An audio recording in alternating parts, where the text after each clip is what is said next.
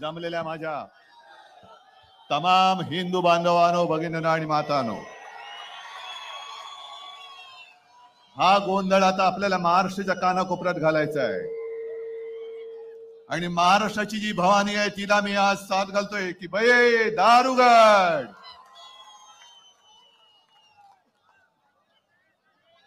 कारण ज्या ज्या वेळेला धर्मावरती अधर्माचं संकट आलेलं आहे त्यावेळेला श्रीकृष्ण आहेत, भगवान श्रीकृष्ण, भगवान श्रीराम आणि आमची आई भवानी हिने वेगवेगळे अवतार धारण करून त्या राक्षसांचा वध केलेला आहे. तीच वेळ आता आलेली आहे. काल आपण इतके वर्ष ज्याच्यासाठी संघर्ष करत होतो आणि केला तो क्षण टीव्हीवर का होईना पण आपण याची देही याची डोळा पाहिला, याचा मला अभिमान आहे. आणि त्यावेळेला कार सेवक म्हणून जे गेले होते ते कार सेवक आज इथे उपस्थित आहेत. माझं भाषण झाल्यानंतर मी त्यांना हे इकडे आहेत, तुम्हाला मी सगळ्यांच्या वतीने वंदन करतोय.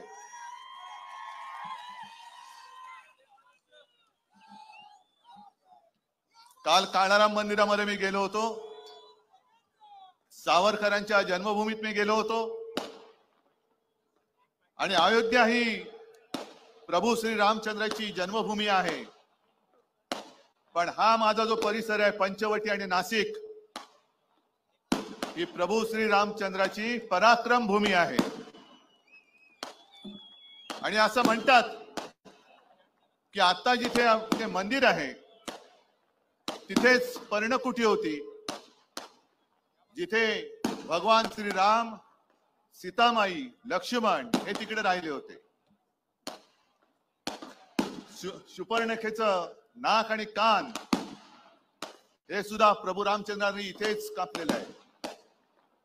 आणि मग त्याच्यानंतर जवळपास 14,000 राक्षस हे प्रभू रामचंद्राला मारायला आले होते.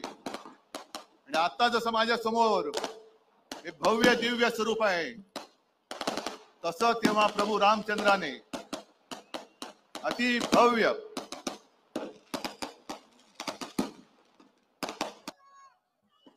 जेव्हा श्रीरामाला मारायला आले होते त्यावेळेला श्रीरामाने असंच अति भव्य काल स्वरूप धारण केलं आणि त्या राक्षसांचा वध केला होता.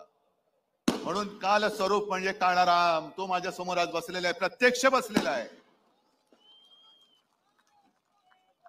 आम्ही कुठे राम मंदिराला विरोध करतो अशातला भाग नाही, कारण तो आमच्या अस्मितेचा प्रश्न आहे. काल मला शिवसेना प्रमुखांची नक्कीच आठवण आली, आपल्यालाही आली असेलच.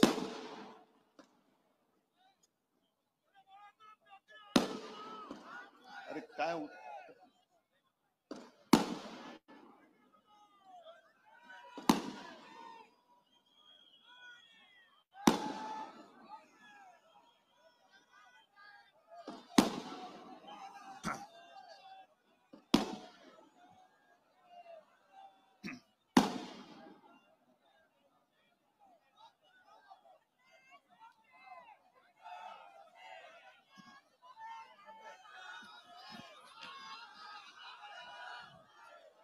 कारण त्यावेळेला शिवसेना प्रमुखांनी जे काही केलं होतं ते आता त्यावेळेला शेंबड्या वयात असणाऱ्या लोकांना माहिती पण नसेल. बरं, यांची इथपर्यंत मजल गेली की शिवसेनेचं योगदान काय. शिवसेनेचं योगदान इकडे बसलेलं आहेच. आणि त्यावेळेला सुद्धा सगळेजण जे पळाले होते, अगदी सुंदरसिंग भंडारींपासून वाजपेयींपासून अडवाणी सुद्धा, तरी देखील अडवाणींबद्दल मला एक आदर आहे, नक्कीच आहे. कोणी जबाबदारी घ्यायला तयार नव्हतं. जर शिवसेना प्रमुख त्यांनी ही जबाबदारी घेतली नसती तर बाबरी कोणी पाडली? बाबरी काय अशीच पडली? पण यांची मजल इथपर्यंत गेलेली आहे की शिवसेनेचं योगदान काय. आता तर काही असे बिंडोक लोक निघालेले आहेत की शंकराचार्यांचं योगदान काय हिंदू धर्मामध्ये. मला भारतीय जनता पक्षाला प्रश्न विचारायचा आहे की कोणी जरा इकडे तिकडे खुटकन सनातन धर्मावरती बोलले तर तुमची तळपायची आग मस्तकात जाते. तुम्ही सनातन धर्म मानतात की नाही मानत हे मला भारतीय जनता पक्षाने सांगावं. आणि जर सनातन धर्म तुम्ही मानत असाल तर तुमच्या पक्षामध्ये जे आज बाजार बुणगे आयाराम भरलेले आहेत भ्रष्टाचारी. मगाशी भास्करराव तुम्ही त्याचा समाचार घेतलाय 70,000 कोटींचा घोटाळा, एवढ्या 1000 कोटींचा घोटाळा. हे सगळे घोटाळेबाज भ्रष्टाचारी हे सगळे तुम्ही तुमच्या पक्षात घेतले. मग मी असं म्हणू का की भारतीय जनता पक्षात आज भ्रष्टाचार्यांना मान आहे पण शंकराचार्यांना मान नाही. मग मोदींचं राजकारण किंवा हा काय नवीन धर्म तुम्ही काढताय की शंकराचार्यांचे. अरे तुम्ही भ्रष्टाचारांशी बोलताय, लपून छपून रात्री जाऊन हुडी घालून बोलताय. तुम्ही तुमच्या पक्षामध्ये त्यांना घेताय, मोठी मोठी पदं देतायत, आजूबाजूला बसवतायत. प्रफुल्ल पटेल बरोबर तुमचे फोटो येत आहेत. मिरची बरोबर ज्यांनी व्यवहार केला, देशद्रोही इक्बाल मिरची त्याच्या बरोबर व्यवहार केला म्हणून बोंबलणारे तुम्हीच होतात. त्यांच्या तिकडे उद्घाटनाला जात आहेत. आपल्याकडे सुद्धा जे काही होते घाबरून पळाले, खोक्यामध्ये बंद झाले. आणि आज मी तुम्हाला जाहीर सांगतोय लढाईला तुम्ही तयार आहात की नाही आहात. तुमच्यापैकी एक सुद्धा घाबरून जाणार असेल तर आत्ता जा. कारण शिवसेना प्रमुखांचा जय जयकार करताना जे शिवसेना प्रमुख आपल्याला शिकवून गेले की अरे 100 दिवस शेळी होऊन जगण्यापेक्षा एकच दिवस वाघ म्हणून जगा. तर आधी गेल्या तेवढ्या शेळ्या खूप झाल्या, आणखीन कोणी असेल तर निघून जा. शेळ्यानो निघून जा, मिंद्यांकडे जा. नावच मिंदे आहे.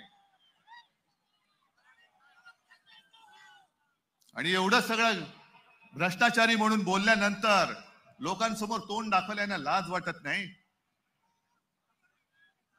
पण मला खरंच आश्चर्य वाटतं की हिंदुत्व हिंदुत्व हिंदुत्व सनातन धर्म नुसतं बोलणाऱ्या भारतीय जनता पक्षाला भ्रष्टाचारांना पटवण्यासाठी सगळे खोके आहेत, सगळी पदं आहेत. पण धर्माची शिकवण देणाऱ्या शंकराचार्यांना तुम्हाला भेटण्याची सुद्धा तसदी घेण्याची वेळ नाही. कोणतीही अवदस आहे, कोणता धर्म आहे, हा कोणता तुमचा हिंदू धर्म आहे. आणि अशी काय घाई झाली होती. आम्हाला घाई होतीच, पण ही घाई रामनवमी पर्यंत तुम्ही थांबला असता तर आम्ही तुम्हाला काही घाई केली नसती. आम्ही हा विषय केव्हा घेतला होता आणि म्हणूनच आम्ही भारतीय जनता पक्षाला पाठिंबा दिला होता. राम मंदिर बनवण्यासाठी आम्ही भारतीय जनता पक्षाला पाठिंबा दिलाच होता, हे मी जाहीर सांगतोय. काश्मीर मधला 370 कलम काढून टाकण्यासाठी सुद्धा आम्ही तुम्हाला पाठिंबा दिलाच होता.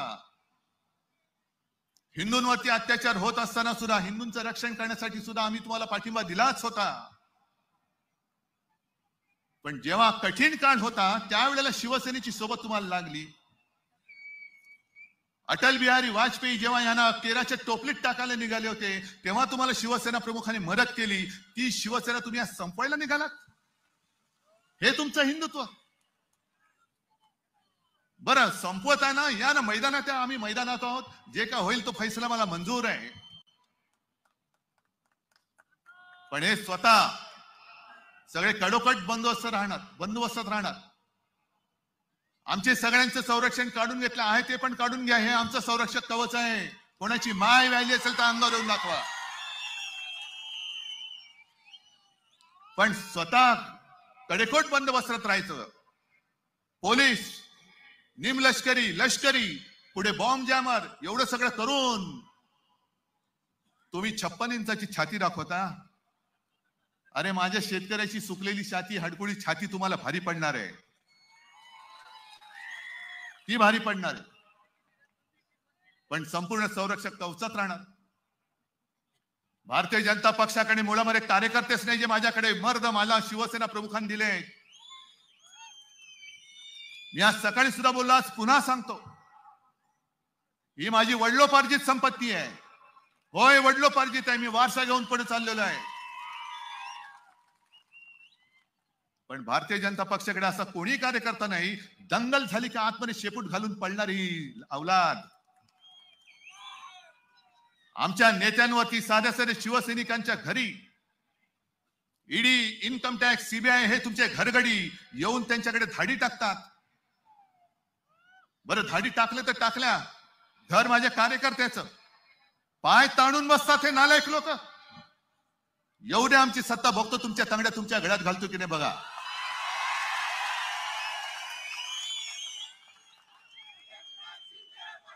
पण एका बाजूला स्वतः कडेकोट बंदोबस्तात राहणार, दुसऱ्या बाजूला तुमच्या यंत्रणा, तुम्ही शासकीय यंत्रणा, त्या शासकीय यंत्रणांचा पगार माझ्या या सर्वसामान्य माणसाच्या खिशातून जातो हे त्या यंत्रणावाल्यांनी सुद्धा लक्षात ठेवावं.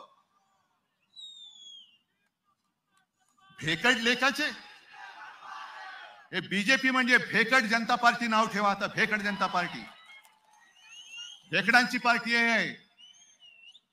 एक तर स्वतःमध्ये कर्तृत्व नाही, नेता तर कोणी देऊ शकत नाही, भाकड तर आहातच, पण भेकड सुद्धा आहात. आणि म्हणे आम्ही हिंदुत्ववादी. हे असे भेकड हिंदू आजपर्यंत देशात झाले नाही आणि याच्या पुढे सुद्धा होणार नाहीत. हे कुठलं हिंदुत्व आहे? आणि मध्ये आणि मोर्चे काढले होते, हिंदू जन आक्रोश. कशाला काढताय? आहोत ना आम्ही, कुठे हिंदू संकटामध्ये. आणि तिकडे तुमचे विश्वगुरु बसलेले आहेत, ज्याच्यासाठी आम्ही पाठिंबा दिला होता हिंदुत्वासाठी. ते तिकडे बसल्यानंतर हिंदूंना या देशामध्ये आक्रोश करण्याची वेळ येत असेल तर त्यांनी खुर्ची सोडलेली बरी. खुर्ची सोडून द्या, आम्ही आहोत. या सगळ्या गोष्टी या आता सहन होत नाही. म्हणून आपल्याला नुसत्या गप्प नाही बसून चालणार. सहन होत नाही, सांगता येत नाही, सांगितल्या पाहिजेत आणि तोडून मोडून काढल्या पाहिजेत. आता मोदीजींच्या वाऱ्या महाराष्ट्रामध्ये वाढल्यात. दर 5-10 दिवसांनी मोदी येत आहेत. कधी काळाराम मंदिरात, कधी सोलापूरमध्ये, कधी इकडे. आता म्हणतात मला वाटतं पोहरा देवीला येणार आहेत. या बघून घ्या, एकदा फिरून घ्या महाराष्ट्र कसा आहे बघून घ्या. कारण महाराष्ट्रच तुम्हाला धडा शिकवणार आहे. बघून घ्या महाराष्ट्र. पण मोदीजी ज्या वेळेला महाराष्ट्र संकटात होता ना, टोकते वादळ आलं होतं, निसर्ग चक्रीवादळ आलं होतं. कशाला इकडे माझा ग्रामीण भागात आलेला शेतकरी येतो, अवकाळी पाऊस त्याच्यावरती पडला, गारपीट झाली, तेव्हा मोदीजी आले. आता फक्त मतांसाठी येत आहे. मणिपूरला गेले नाहीत, कारण मणिपूरला फक्त 2 जागा आहेत लोकसभेच्या, बरोबर ना? आणि महाराष्ट्रामध्ये 48. म्हणून मोदी इकडे येत आहेत. निवडणूक आल्यानंतर महाराष्ट्र तुम्हाला आठवतोय, पण संकटात जेव्हा महाराष्ट्र होरपळत असतो तेव्हा तुम्ही येण्याची साधी एक दानत नाही तुमच्याकडे. टोकते वादळ जसं महाराष्ट्रावरती आदळलं, गुजरातवरती सुद्धा आदळलं. पण महाराष्ट्राने मागून सुद्धा पैसे दिले नाहीत. पण पंतप्रधान गुजरातला धावत गेले आणि मागता न मागितले तरी सुद्धा 1000 कोटी गुजरातला देऊन आले. महाराष्ट्राला दिला ठेंगा. काय तुम्ही देशाचे पंतप्रधान आहात की गुजरातचे आहात? म्हणजे देश के लिए मन की बात आणि गुजरात के लिए धन की बात. का तुम्ही विष फिरताय? गुजरात आमचा सुद्धा आहे.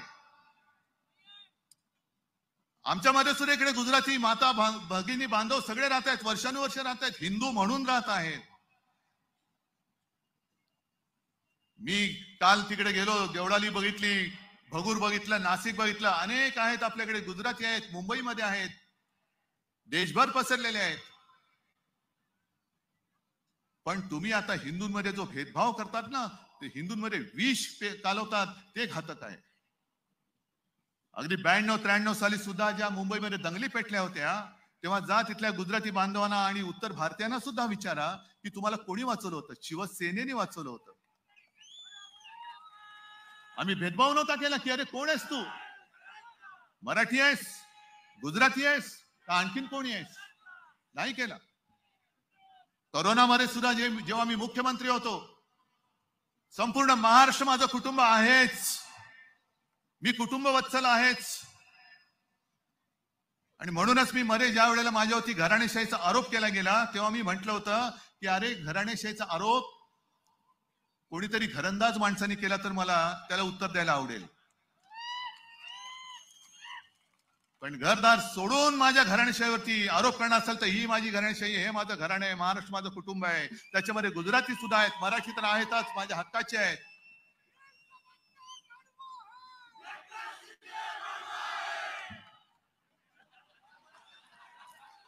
आता तुम्हाला जास्त सांगण्याची गरज नाही, पण आणखीन काही काही कडवी पानं सुद्धा आहेत. आज हे संपूर्ण जे काय चाललेलं आहे मोदींचं राजकारण अतिशय घाणेरडं आहे. तुम्ही देश, जरा थांबत, तुम्ही देश आणि गुजरात मध्ये एक भिंत उभी करतात. मोदीजी, हे हिंदुत्व आम्हाला मान्य नाहीये. त्यावेळेला छत्रपती शिवाजी महाराजांनी सुरत लुटली होती, ती गुजरातची म्हणून नव्हती लुटली, इंग्रजांची वखार लुटली होती. इंग्रजांची वखार सुरतेला होती म्हणून सुरत लुटली होती. तुम्ही मोदीजी आमचा महाराष्ट्र लुटतात, महाराष्ट्र ओरबाडता आहात. गुजरात तुम्ही समृद्ध करा, आम्हाला आनंद होईल, पण जे माझ्या महाराष्ट्राच्या हक्काचं वैभव आहे ते तुम्ही ओरबाडता आहात, हे आम्ही ओरबाडू देणार नाही. त्याच्यासाठी आज आम्ही तुमच्या समोर लढाईला उभे आहोत. आणि मिंदे जे बोलतात ना, यांनी बाळासाहेबांचे विचार सोडले. अरे मिंद्या, तुझ्या समोर महाराष्ट्र ओरबाडला जातोय आणि तू शेपूट हलवत दिल्लीची चाकरी करतोय. शेपूट हलवत बसतो खुर्चीसाठी. हे बाळासाहेबांचे विचार, हे बाळासाहेबांचं हिंदुत्व, हे शिवसेनेचं हिंदुत्व. आधी काही दिवसापूर्वी पंतप्रधान माझ्या कोकणात जाऊन आले, सिंधुदुर्गात. नौदल दिन होता तो, बरं वाटलं की तिकडे सुद्धा नौदलाचा दिन साजरा केला. एक बडे छत्रपती शिवाजी महाराजांचा पुतळा त्यांनी बसवला. कोकणवासियांना वाटलं काहीतरी कोकणात येईल, कसलं काय आणि कसलं काय. हे गेले आणि तिकडे येणारा तो पाणबुडी पर्यटनाचा प्रकल्प तो सुद्धा गुजरातमध्ये नेला. क्रिकेटची फायनलची मॅच सुद्धा तिकडे गेली, नाहीतर आपण जिंकलो असतो.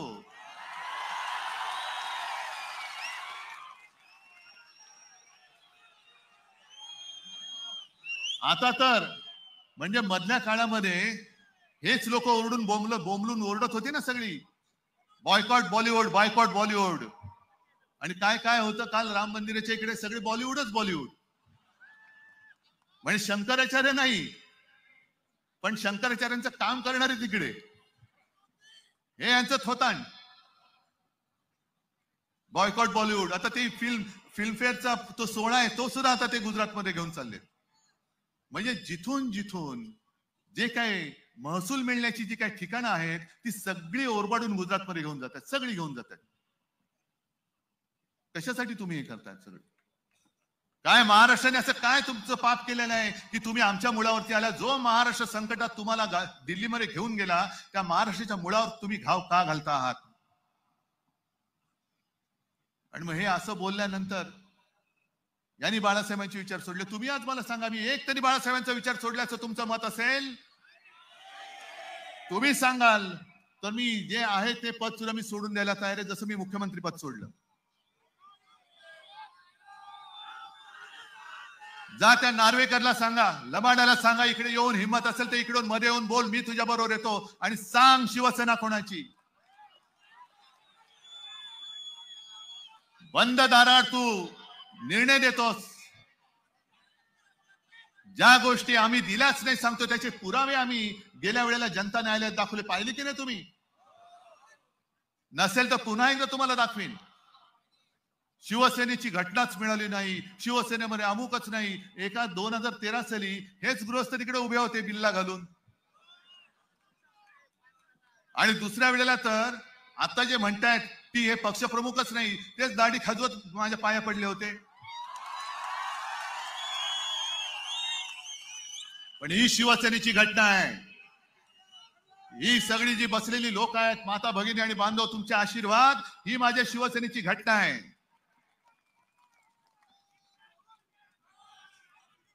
तुमच्याकडे शंकराचार्यांना मान नाही, तुमच्याकडे तुमच्या मित्रांना स्थान नाही. बरं, आज जर मी बाळासाहेबांचे विचार सोडले असं तर त्यांचं म्हणणं असेल तर 2014 साली भारतीय जनता पक्षाने शिवसेनेची युती का तोडली होती? एकनाथ खडसे, नाथाभाऊने मला वाटतं नाशिकमध्येच सांगितलेलं आहे. 2014 मे महिन्यापर्यंत आम्ही आगले लग जा असं होतं. मी तिकडे दिल्लीत गेलो होतो, मला बोलवलं होतं राष्ट्रपतींकडे पाठिंबा देण्याच्या पत्रावरती सही करायला. मे जूनचा महिना होता. तोपर्यंत शिवसेना हिंदूवादी होती, हिंदुत्व होती, हिंदू होती. मग जून ते ऑक्टोबर असं काय नेमकं घडलं? असं आम्ही काय धर्मांतर केलं की तुम्ही शिवसेनेची युती तोडलीत? आणि आज मी तुम्हाला पुन्हा एकदा सांगतो, आज सुद्धा ती जी व्यक्ती जिवंत आहे भारतीय जनता पक्षामध्ये, ती एक जबाबदार व्यक्ती आहे. 2014ला भारतीय जनता पक्षाने आपल्याशी युती तोडली आणि तुमच्या मेहनतीच्या बळावरती एकट्या शिवसेनेचे युती शिवाय 15 दिवसात 63 आमदार महाराष्ट्राने निवडून दिले. आणि ती व्यक्ती जेव्हा आपली युती तुटलेली होती, निवडणुका झालेल्या होत्या,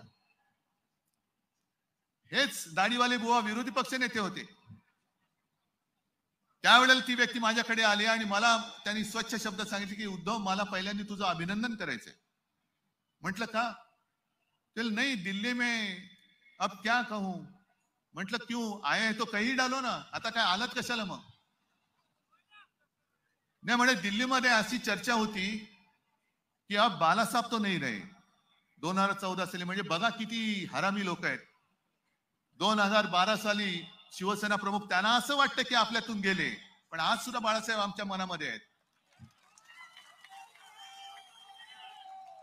पण 2014 साली दिल्लीत हा विचार चालला होता कि अब बाला साहब तो नहीं रहे, ये उद्धव अकेला कुछ कर नहीं सकता और ये शिवसैनिक हैं, उद्धव के साथ जा नहीं सकते. अब समय आया है शिवसेना को खत्म करो. शिवसेना को खत्म करो? अरे इसके आएंगे तो कितने 5 या 10 सीटें आएंगी, लेकिन तूने तो कमाल किया. तुझे 63 आमदार आले, दिल्ली आता तुला घाबरते. 2014 साली सुद्धा शिवसेनेला खतम करण्याची भाषा करणारी लोक, काय आम्ही तुमचा गुन्हा केला होता? म्हणून सकाळी सुद्धा जे म्हटलं ना की राम हे एकवचनी होते, सत्यवचनी होते. मी शिवतीर्थावरती शिवाजी महाराजांच्या साक्षीने माझ्या आई वडिलांची शपथ घेऊन सांगितलं की अमित शहाने जे माझ्या बरोबर वचन दिलं होतं, मला वचन दिलं होतं, ते त्यांनी मोडलं, नाही पाळलं त्यांनी. पण वचन मोडून सुद्धा तुम्ही स्वतःला रामभक्त मानता. जर वचन पाळलं असतं तर आज देवेंद्र फडणवीसला अर्धा नाही पाव मुख्यमंत्री जे झालेत ते आता ते पूर्ण मुख्यमंत्री झाले असते 2.5 वर्ष. काय फरक पडला असता? जी काय तुम्ही फोडाफोडी केलीत, ती फोडाफोडी न करता आज अख्खीच्या अख्खी ही शिवसेनेची खरी ताकद तुमच्या सोबत राहिली असती. आणि आता तुम्हाला महाराष्ट्रामध्ये वारंवार यावं लागतंय, ती येण्याची गरज लागली नसती. महाराष्ट्राने म्हणजे शिवसेनेने पुन्हा एकदा तुम्हाला सन्मानाने दिल्लीत पाठवलं असतं. पण तुम्ही घर फोडता, पक्ष पळवता, पक्ष चोरता. आणि त्याही पेक्षा घातक 370 कलम काढलं, आम्ही कौतुक केलं. कलम कागदावरती काढलं, अजूनही काश्मीरची परिस्थिती नाही सुधारलेली, अजूनही तिकडे मध्ये मध्ये हत्या होतातच आहेत. पण तेव्हा मला असं वाटलं होतं की यांचं जे एक घोषवाक्य आहे, एक विधान, एक निशाण, एक प्रधान, म्हणजे एक आमचा तिरंगा असेल, पण तो तिरंगा नाही. आता असं म्हणतं त्या नड्डांच्या बोलण्याप्रमाणे की एक निशाण म्हणजे फक्त भाजपाचं निशाण, एक विधान म्हणजे मोदी लिहितील ते विधान, आणि एक प्रधान म्हणजे तेच प्रधान, बाकी होणार नाही. हे चालणार आहे तुम्हाला? एक निशाण ते माझ्या भारत मातेचं तिरंगा असेल, भाजपचा फडकं नसेल. आणि एक विधान हे माझ्या डॉक्टर बाबासाहेब आंबेडकरांनी लिहिलेलं संविधान असेल, भाजपने लिहिलेलं विधान नसेल. आणि एक प्रधान तो माझ्या जनतेने निवडून दिलेला असेल, तुमचा ईव्हीएम मधून आलेला प्रधान नसेल.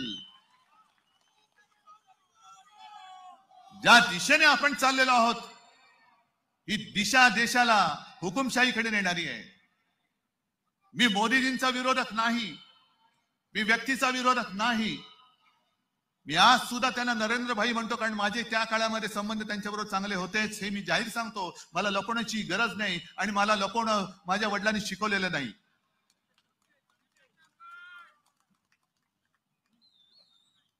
परंतु भाजपाची जी नीती चाललेली आहे की संकट काळामध्ये जी शिवसेना होती, म्हणजे विरोधकाला तुम्ही संपवताय म्हणजे राजकारणात हरवताय, मंजूर आहे. निवडणूक होत असते, प्रत्येक पक्ष आपले विचारधारा आपले विचार हे जनतेसमोर मांडत असतो आणि जनता देईल तो निर्णय हा आपल्याला मानावाच लागतो आणि तो आम्ही मानतो, आज सुद्धा मानू. म्हणजे विरोधक आहेत त्यांना संपवताय म्हणजे काँग्रेस को खतम करो. अरे मित्र पक्ष, आम्ही तुमचे मित्र पक्ष होतो, आम्हाला खतम करायला निघाला तुम्ही, आमच्या मुळावरती आलात. जे हिंदुत्व या देशामधली पहिली हिंदुत्वावरती निवडणूक ही शिवसेनेने 1987 साली जिंकली, त्याच्यानंतर देशाला हिंदुत्वाची दिशा सापडली. आणि जेव्हा पार्ल्याची पोटनिवडणूक शिवसेना प्रमुखाने हिंदुत्वाच्या विषयावरती जिंकली, त्यावेळेला भारतीय जनता पक्ष वाजपेयींच्या नेतृत्वाखाली गांधीवादी समाजवाद करत होता. शिवसेनेच्या विरोधात ती सुद्धा निवडणूक ते लढत होते, म्हणजे आमच्या विरोधात होते ते. ज्यांनी तुम्हाला दिशा दाखवली त्यांच्या मुळावरती तुम्ही येत आहे. तुम्हाला विरोधक नको, तुम्हाला पक्ष मित्र पक्ष नको, एवढंच नाही तर तुम्ही तुमच्या पक्षातले नेते संपवायला निघालात. किती भयानक आहे राजकारण. म्हणजे मी आणि फक्त मीच. त्या मध्य प्रदेशमध्ये शिवराज सिंग त्यांनी निवडणूक जिंकून दिली. त्यांची मध्ये बातमी आली होती, त्यांच्या घराचं नाव दिलंय मामा का घर. मामा बनवला त्याला, मामा बनवला. किती ही नीच लोक आहेत की वापर करून कसे फेकतायत.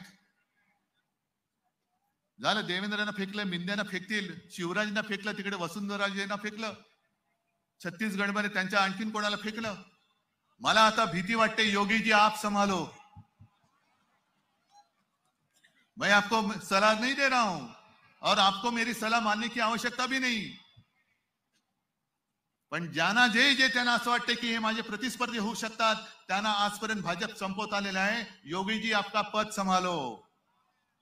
कारण उत्तर प्रदेशमध्ये जास्तीत जास्त खासदार निवडून येऊ शकतात. उद्या खासदार निवडून आल्यानंतर काहीतरी असं प्रकरण काढतील की योगीजींना सुद्धा काढून टाकतील.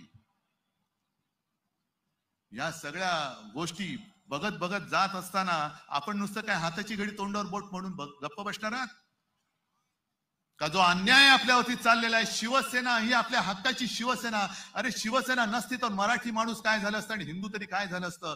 हिंदुत्व जपणारी आणि मराठी पण टिकवणारी ही शिवसेना हे लाचार नष्ट करायला निघालेत. हे तुम्हाला पटणार आहे? चला, माझं म्हणणं ठीक आहे, तुम्ही सगळ्यांनी एक विचार करा की आता तुमच्या आयुष्यात शिवसेना नाही आणि तुमचं आयुष्य कसं असेल त्याचा विचार करा. इकडे शेतकरी आलेले आहेत. तुम्ही मला सांगा, अगदी उघडपणाने सांगायचं, मी मुख्यमंत्री असताना केलेली कर्जमुक्ती तुम्हाला मिळाली होती की नव्हती? हो किंवा नाही सांगा. संकट काळामध्ये मी तुम्हाला जी मदत केली होती तुम्हाला मिळाली होती की नाही ते तुम्हाला सांगा. मग मोदीजी इकडे येऊन बघा, राम लल्लाला तुम्ही घर देताय. अरे ज्याने तुम्हाला राजकारणामध्ये पंतप्रधान पदाचं घर दाखवलं त्या राम लल्ला तुम्ही घर दाखवताय. मग महाराष्ट्रामध्ये ज्या शेतकरी आत्महत्या करतायत त्या शेतकऱ्यांच्या आता दुर्दैवाने विधवा पत्नी असंच म्हणावं लागतं, त्यांच्याकडे जाऊन त्यांच्या डोक्यावरचं जे छप्पर उडालेलं आहे, त्यांना घर मिळालं तरी उपयोग काय? त्यांचा घरचा, त्यांचा पती, त्यांचं सौभाग्य, त्यांनी आत्महत्या केल्या तुमच्या राज्यात आणि तुम्ही म्हणता तुम्हाला घर देतोय. प्रधानमंत्री आवास योजना, प्रधानमंत्री आभास योजना, काय घरदार उजडलं, सगळं गेलं, उजाड झालं. घरावरचं छप्पर उडून गेलं. काय करणार ती तानी बाळ, त्यांची मुलं काय करणार, त्यांची पत्नी काय करणार, आई वडील काय करणार? पण आम्ही तुम्हाला घर देतो. उज्ज्वला गॅस पिकवणार काय, त्याच्यावर शिजवणार काय? काय काय ठिकाणी तर एवढी भयानक परिस्थिती आहे. मी जेव्हा शेतकऱ्यांच्या भेटीला बांधावरती गेलो होतो, गेल्या 1-2 वर्षामध्ये दिवाळी होती. अक्षरशः माझ्या अंगावरती काटा आला की आमचा अन्नदाता मला विचारतोय की साहेब सगळंच गेलं, डोक्यावरती कर्ज चढले, आता आम्ही खायचं काय ते सांगा. म्हणजे जो आम्हाला जेवण देतो, मोदीजी तुम्ही उपास केला, पण माझा शेतकरी आपल्याला जो पोसतो, आपला पोशिंदा आपला शेतकरी आहे, तो जर उपासमारीने मरत असेल तर तुमच्या उपासाचं कौतुक काय? कोणी कोणाचं कौतुक करायचं? आणि खरं म्हणजे पंतप्रधानांचं कर्तव्य आहे, उपास करा. तुमच्या धार्मिकपणाबद्दल मी काही म्हणत नाही, पण निदान उपास करण्यापूर्वी माझ्या देशामध्ये एक सुद्धा पोट उपाशी राहिलं नाही पाहिजे, राहणार नाही, ही काळजी घेणं हे पंतप्रधानांचं काम आहे. मग लोक विचारतात, मी दिल्लीमध्ये गेलो होतो इंडियाच्या बैठकीला, आणि संजय राऊतांनी घरी त्यांच्या एक अनौपचारिक असं पत्रकारांसाठी जेवण ठेवलं होतं, आणि सगळे बसले होते. मीडिया हेड होते, काही चॅनलचे हेड होते, काही प्रिंट मीडियाचे होते. आणि एक नेहमीचा प्रश्न की लेकिन विकल्प क्या है? भाई तुम्ही सगळे एकत्र जमलात, पण पर्याय काय आहे? म्हटलं हाच आमचा प्रश्न आहे की भारतीय जनता पक्षाकडे पर्याय काय आहे? एकच चेहरा आहे, आणि त्याच्या जीवावरती आता तुम्ही मत मागू शकत नाही. आता तुम्हाला रामाची मदत लागते मत मागायला. कर्नाटकामध्ये हनुमान बजरंगबली की जय म्हणजे देवांची मदत लागली तुम्हाला मत मागायला. मग मोदीजींनी केलं काय 10 वर्षात? निवडणूक सुद्धा आज आलेली आहे की टेंटेटिव्ह डेट ही बरोबर रामनवमीच्या आधी लावलेली आहे. म्हणजे तुम्ही रामाच्या नावावरती मतं मागणार, तुम्ही हनुमानाच्या नावावरती मतं मागणार, आणि मतं मागितल्यानंतर देशाला काय देणार? घंटा. आता ही राम भरोसे बस झालं, आता काम भरोसे मत मागा, काम भरोसे. आणि म्हणून मी त्यांना सांगितलं की त्यांच्याकडे दुसरा चेहराच नाहीये, पण आमच्या आघाडीमध्ये भरपूर चेहरे आहेत, आणि पर्याय पर्याय पर्याय कशाला? मग मी पत्रकारांना प्रश्न विचारला, तोच तुम्हाला सांगतो. मी त्या पत्रकाराला सांगितलं की तुम्ही माझ्या समोर बसला आहात, तुमच्या समोर टेबल आहे, तसाच तुम्ही विचार करा. तुमच्या समोर टेबल आहे, आणि त्या टेबलवरती 2 पेले ठेवलेले आहेत.